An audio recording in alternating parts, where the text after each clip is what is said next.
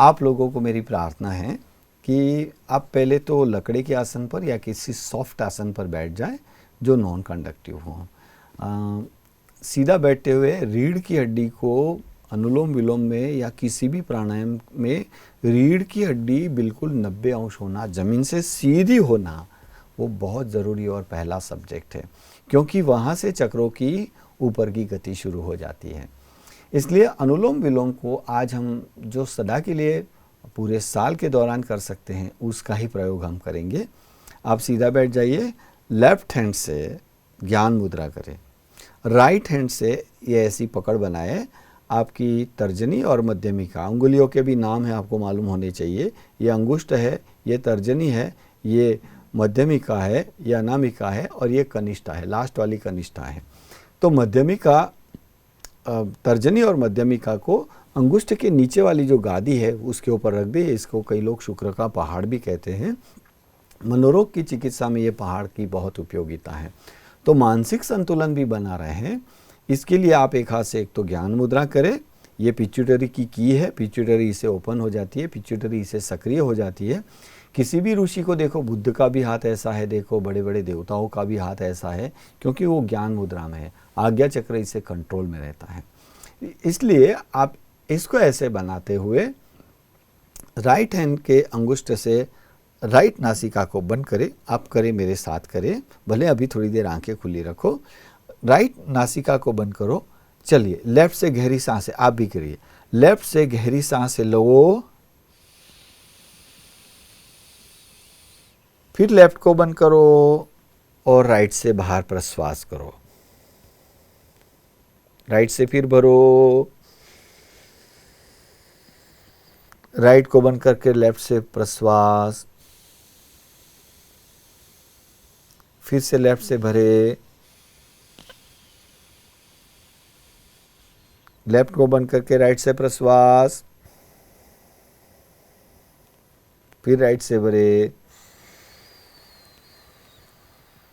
Left से बाहर। बस इस तरह से मैंने अभी बंद किया, लेकिन आप कंटिन्यू करें।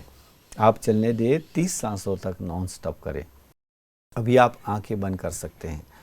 आंखें बंद करके ही देखो ऊर्जा की स्थिति क्या होती है। आपका ध्यान थोड़ा हार्ट के ऊपर भी होना चाहिए, वहाँ की धक धक धक धक कितनी बढ़ती है, मन की और मस्तिष्क की गति क्या हो जाती है वो भी देखो। आपको नए विचार आना रुक जाएंगे, पुराने विचार भी दिमाग से बाहर आना बंद हो जाएंगे। आप बिल्कुल स्टैच्यू की स्थिति में आ सकते हो, लेकिन थोड़े पुरुषार्थ के बाद, तुरंत नहीं। आपके जो थॉट्स है वो बिल्कुल स्टैच्यू की स्थिति में आ सकते हैं, निर्विचारिता की ओर आप आगे बढ़ सकते हो। मस्तिष्क में बिल्कुल पॉजिटिवनेस पैदा होगी, क्योंकि इतने सारे सेल है, मिलियंस के मिलियंस सेल है, उन सबको ऊर्जा मिलेगी। इससे आहार मिलेगा, भगवत्ता का आहार मिलेगा। जो मेन एनर्जी है मस्तिष्क की, ब्रह्मांडीय ऊर्जा जो है, वो इसी से मिलेगी। इसलिए इससे सहस्त्रार चक्र सक्रिय हो जाता है, नाभि सक्रिय हो उठती है, पूरा शरीर चेतना से भर जाता है, मन चेतना से भर जाता है और एकदम पुलकितता की हम उपस्थिति पाते हैं, पुलकितता की अनुभूति करते हैं। लेकिन शर्त है आप करते रहो। धीरे धीरे धीरे गहरी गहरी सांसें लो, लेफ्ट से लो, राइट से बाहर प्रश्वास करो, फिर राइट से भरो, लेफ्ट से प्रश्वास करो। ऐसा नॉन स्टॉप चलने दो, अभी रुकना मत। 30 सांसों तक बिल्कुल मोबाइल कुछ नहीं, बिल्कुल शांति से, किसी की आवाज़ भी ना हो, ऐसे सब के सब अनुभव करेंगे। करते रहो। भले किसी ने बेल बजाई है, लेकिन अभी उस और मत देखो, आप करते रहो, प्रयोग करते रहो। धीरे धीरे गहरी गहरी सांसें भरते रहो, लंबी सांसें आहिस्ता आहिस्ता भरते रहो। इसका क्रम मेंटेन रखो। अभी आप रिलैक्स करेंगे, 30 सांसों तक आप करते रहेंगे, आंखें बंद रखेंगे।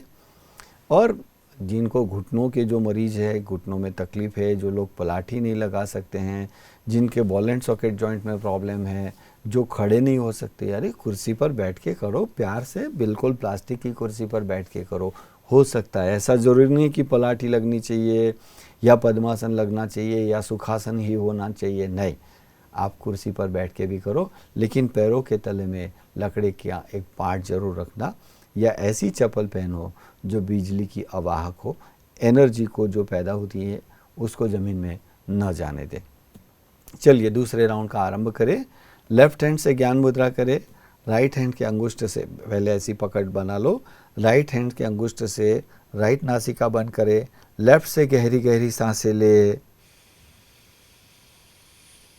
लेफ्ट को बंद करके राइट से प्रश्वास करें। फिर राइट से भरे। लेफ्ट से प्रश्वास करें। बर ऐसा नॉन स्टॉप चलने दो, आहिस्ता आहिस्ता चलने दो। अनुभव करो कि क्या क्या चेंजेस हो रहे हैं। पूरी देह के आप मालिक हो। कहाँ कहाँ क्या क्या अनुभव होते हैं आप वो अनुभव करो। जिनको पैरों में सुनकार होती है, जिनको ब्रेन में सुनकार होती है, जिनके कानों की नस सूख गई है, जिनके आँखों की नसें सूख गई है, जिनको आँखों में लुब्रिकेंट डालना पड़ता है, वे सब के सब, फिर जिनको अस्थमा है, जिनको एलर्जिक अस्थमा है, जिनको ब्रोंकाइटिस है, वे उनसे कम होगा थोड़ा, लेकिन शुरुआत तो करो। मुझे मालूम है दोनों नासिकाएं बंद है आपकी, लेकिन ऐसी हालतों में आप रात को सोते वक्त दोनों नासिकाओं में 2-2 बूंदे जो है गाय के घी की डाल दे, या तो कोपरे के तेल की 2-2 बूंदे डाल दे। नासिका पूरी रात खुली रहेगी। और जिनको खर्राटे आते हैं, लंबे लंबे खर्राटे आते हैं, बड़े जोर से खर्राटे आते हैं, अरे आज ही निंद्रा के वक्त आप 2 बूंदे घी की थोड़ी ऊपर से डालो या तो कोपरे की तेल की डालो, देखो खर्राटे बंद हो जाएंगे। खर्राटे बंद करने का जो व्यायाम है वो भी बताएंगे, लेकिन अभी आप अनुलोम विलोम करते रहो। आहिस्ता आहिस्ता गहरी गहरी सांसें लो। और जो जो इस अनुभव में आप जुड़ोगे, लंबा अभ्यास होगा आपको इस अनुभव का, इस प्राणायाम का, फिर देखो आपके पास कितनी सकारात्मक ऊर्जा आती है। एक आत्मविश्वास आ जाएगा, एक बुलंदी आ जाएगी, कुछ करने के लिए जो प्रारंभिक शक्ति चाहिए वो शक्ति आ जाएगी। और जैसे जैसे इस अनुभव में डूबोगे, प्रकृति नया रास्ता देगी। जो दिशा शून्य है उन लोगों के लिए इतना कल्याणकारी रास्ता प्रकृति और परमात्मा दोनों बताएंगे। लेकिन एक शर्त है कि आपको इस अनुभव में डूबना पड़ेगा, निरंतर इसके अभ्यास में रत रहना पड़ेगा। आपका आज्ञा चक्र बिल्कुल, क्योंकि परमात्मा के पास जाने के लिए भी तो कुछ होना चाहिए आपके पास, कुछ तो हो। 5 खोटे सिक्के भी तो होने चाहिए, लेकिन इसके लिए भी ऊर्जा कहाँ से लाएंगे। तो अनुलोम विलोम सबसे बेस्ट रास्ता है। आप करते रहो, सबके पास से करवाते भी रहो। किसी को सिखाने से, आप किसी को सिखाओगे ना तो ये बढ़ेगा, आपका ज्ञान दृढ़ीभूत हो जाएगा, आपका ज्ञान पक्का हो जाएगा। इसलिए आप सिखाते रहो। अभी रिलैक्स करो और भले आंखें खोल सकते हैं और अनुभव की लेन देन कर सकते हैं आपके परिवार के साथ, आपके बच्चों के साथ, आपके पड़ोसियों के साथ इस अनुभव की लेन देन कर सकते हैं। अगर आपको किसी को कुछ पूछना हो तो जो मेल एड्रेस है यहाँ पर उस पर भी पूछ सकते हैं, और जो भी संपर्क के लिए जानकारियाँ दी है उस पर भी आप पूछ सकते हैं।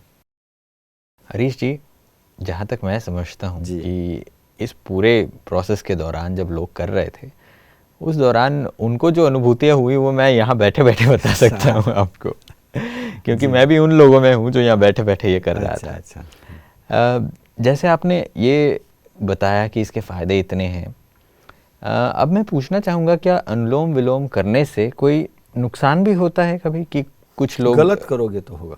जैसे हिमालय पर बैठे बैठे आप चंद्र नाड़ी वाला करोगे तो ज़्यादा ठंडे हो जाओगे।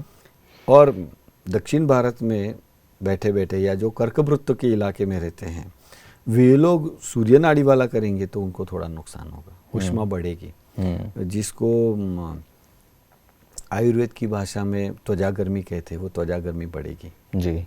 इसलिए थोड़ा सोच समझ के करना चाहिए। नहीं आता है तो पूछ लो किसी को। जी जी बिल्कुल। आजकल तो मतलब जानकारी के लिए कोई रिस्ट्रिक्शंस नहीं है, इजी से लोग एक्सेस कर सकते हैं, इंटरनेट पे पढ़ सकते हैं, लाइब्रेरीज़ में पढ़ सकते हैं। एक और चीज़ मुझे ये समझ में लानी है अपने और दूसरों के भी, कि अनुलोम विलोम के फ़ायदे तो बहुत हैं, क्या इसके कोई रिस्ट्रिक्शंस ऐसे हैं जिनको ये बीमारियां हो वो ये नहीं कर सकते, या स्पेसिफिकली अगर आपको इसकी तकलीफ़ है तो आप अनुलोम विलोम ना करें? नहीं, कोई रिस्ट्रिक्शन नहीं है, सब के सब कर सकते हैं। लेकिन अस्थमा के जो मरीज है, ब्रोंकाइटिस के जो मरीज है, जिनको एलर्जी वगैरह है, उन लोगों को दिक्कत क्या है कि दोनों नासिकाएं बंद रहती हैं। बोलने में ही दिक्कत, नाक में बोलते हैं, उठ क्या बोलते हैं समझ में नहीं आता। तो वो क्या अनुलोम विलोम कर सकेंगे जी। इसलिए तो वो लोग नहीं करें तो बेहतर है जी। तो बहुत ही अच्छी सी बात है कि आपने ये बताया कि करना चाहिए, नहीं करे ऐसा नहीं, इसलिए तो मैंने 2-2 बूंदे डालने के बाद नासिका खुल जाएगी और करे तो फेफड़ों की विरक्तियाँ विलीन हो जाएगी। बट सबसे इंटरेस्टिंग बात जो मैंने बीच में पकड़ी वो ये थी कि जो लोग खर्राटे, जिनको खर्राटों की प्रॉब्लम है, उन लोगों को कैसे निपटना चाहिए इस चीज़ से। जैसे आपने बोला कि गाय के घी से 2 बूंदे डालने से उससे फ़ायदा होता है। हाँ, वो कोपरे का तेल भी डाल सकते हैं। हाँ, तो इससे एक्चुअल में क्या प्रोसेस क्या होता है? नासिकाएं खुल जाती है और जो भी थोड़ा बहुत अवरुद्ध मार्ग होता है वो खुल जाता है और सांसें को आना जाना चलता है, क्योंकि वहाँ सिकुड़न सी हो जाती है।